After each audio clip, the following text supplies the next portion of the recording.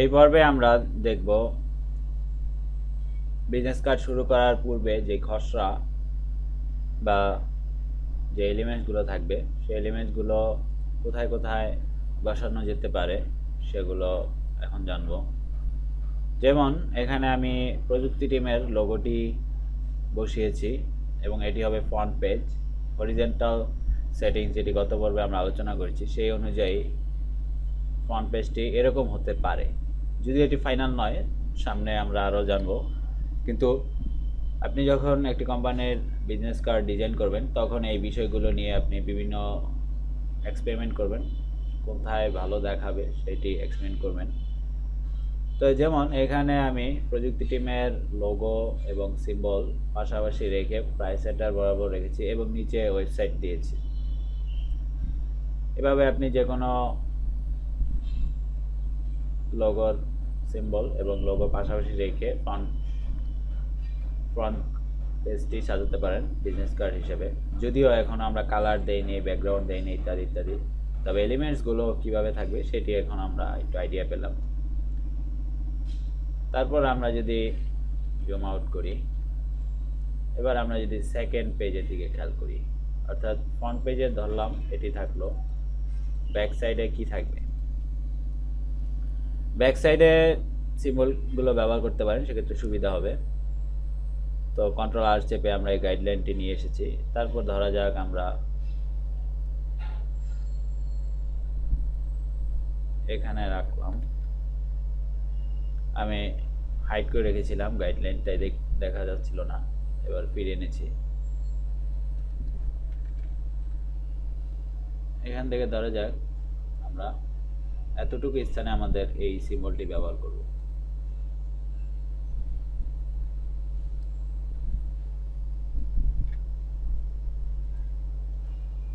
এটি এখানে থাকলো, আমরা একটু উপরে উঠিয়ে দিতে পারি। তারপর নিচে আমরা নেম, টাইটেল এগুলো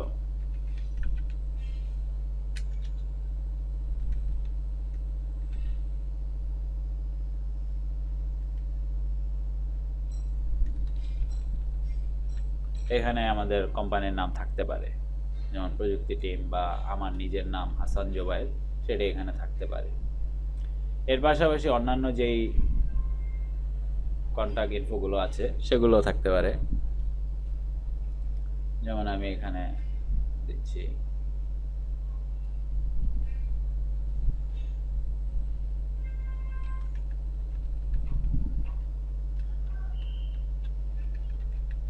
অ্যাড্রেস,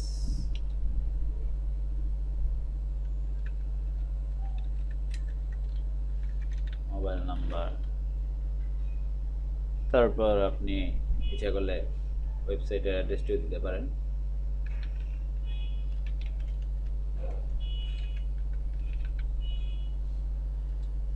যেহেতু এখন সোশ্যাল ওয়েবসাইটগুলো অত্যন্ত জনপ্রিয় হয়ে উঠছে, ইচ্ছা করলে সেই ফেসবুক আইডিটিও এখানে দেওয়া যেতে পারে।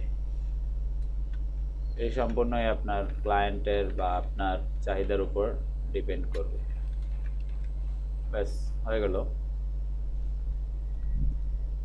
এখন এবার এটা আপনি ফন্ট সাইজ চেঞ্জ করে আপনি ইচ্ছে করলে এটিকে আপনি মনের মতো সাজাতে পারেন। তবে সাধারণত বিজনেস কার্ডে যে বিষয়গুলো থাকে অনেকটা এরকমভাবেই সাজানো থাকে। সেন্টার বরাবর দিতে পারেন, যেটি নিয়ে আমরা সামনে আরও বিস্তারিত আলোচনা করব। আসলে একটি বিজনেস কার্ডে কী কী থাকে সেটি আমরা এখন এক নজরে দেখলাম, এবং এটি অবশ্যই হরিজেন্টাল বিজনেস কার্ডে ঠিক এভাবে সাজানো থাকে। এবার আমরা দেখব ভার্টিক্যাল কার্ডগুলোতে কিভাবে ইনফো তথ্যগুলো থাকে। আমরা এটি কপি করি,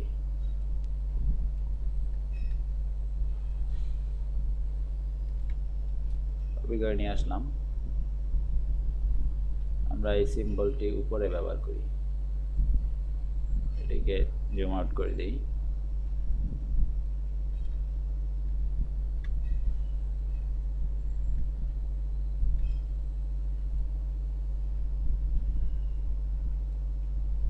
এটিকে এবার মাঝ বা সেন্টার বরাবর রাখতে পারি।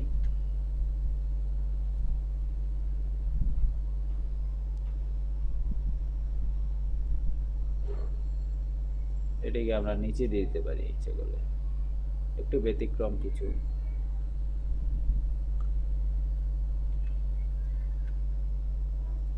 এরপর এখানে আমরা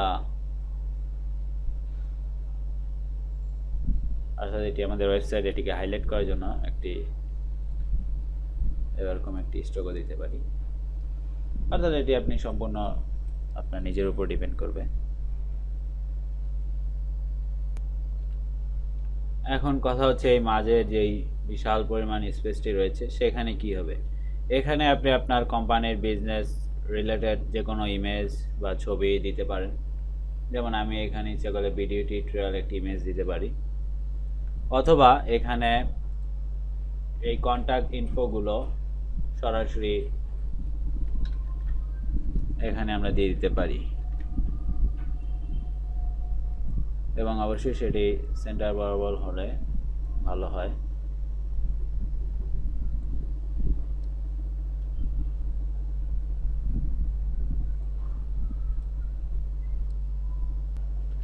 সেন্টার বরাবর কীভাবে করতে হয় সেটি জানতে আমার ভিডিও টিউটোরিয়াল, ইলাস্ট্রেটর টিউটোরিয়ালগুলো বিস্তারিত দেখতে পারেন। তবে এখানে আমি সংক্ষেপে দেখিয়ে দিচ্ছি। প্যারাগ্রাফ থেকে এই সেন্টার অপশন দিতে পারি। আরও ইচ্ছে করলে আমরা আরও ইনফো এখানে যুক্ত করে দিতে পারি, যেমন এখানে ইমেল অ্যাড্রেসটি দিতে পারি।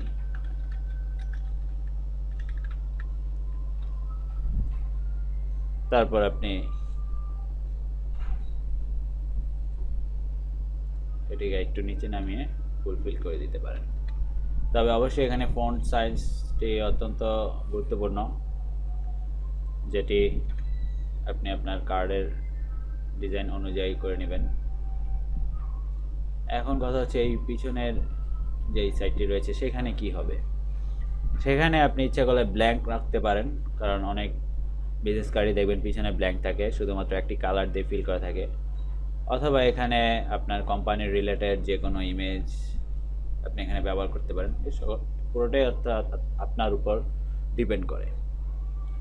এবার আমরা দেখব স্কোয়ার যেই সাইজের রয়েছে সেখানে কি হবে, সেখানে কেমন হতে পারে। এখানে প্রথমেই যেটি থাকবে সেটি হচ্ছে এই সিম্বলটি আমরা ব্যবহার করব।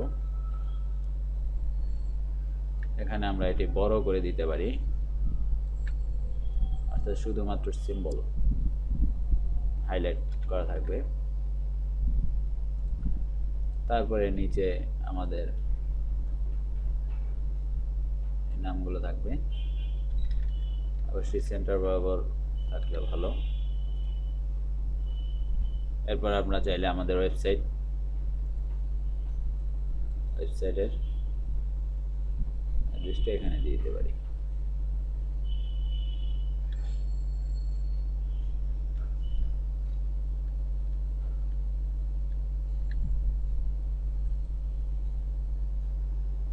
তারপরে এখানে আমরা কি দিব সেটা আমরা এখন নিশ্চয়ই এমনিতেই জানি।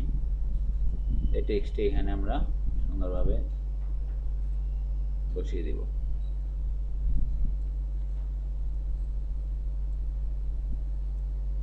এভাবে একটি বিজনেস কার্ড তৈরি করার পূর্বে যেই বেসিক আউটলাইনটি কীভাবে তৈরি করতে হয় সেটি আমরা এখন দেখে নিলাম। আশা করি আপনারা বিস্তারিত আইডিয়া পেয়েছেন। সামনে আমরা এটিকে কীভাবে আরও সুন্দর করা যায় এবং প্রফেশনাল মানের কার্ড করা যায় সেটি আমরা জানব। ধন্যবাদ।